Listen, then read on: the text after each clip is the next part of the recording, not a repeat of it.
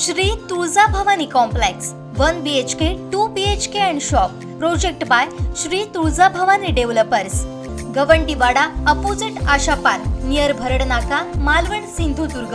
आपल्या स्वप्नातील घर प्रत्यक्षात। Contact details for booking.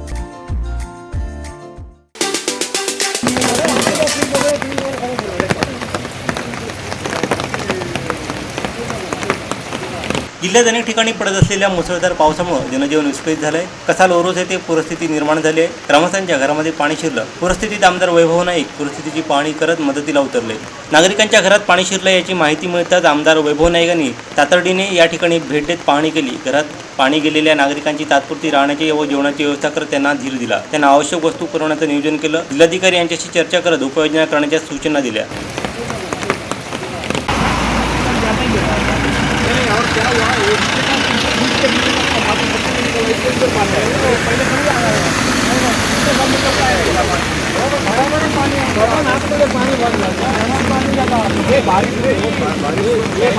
त्याचबरोबर ओसरगाव येथे पुराच्या पाण्यात एका नागरिकाची 4 चाकी गाडी अडकली होती। ही गाडी चालू करण्यासाठी आमदार वैभव नाईक यांनी प्रयत्न केले, मात्र गाडी बंद पडल्यानं आमदार वैभव नाईक यांनी स्वतः गाडी ढकलून ती पाण्याबाहेर काढण्यासाठी मदत कार्य केलं।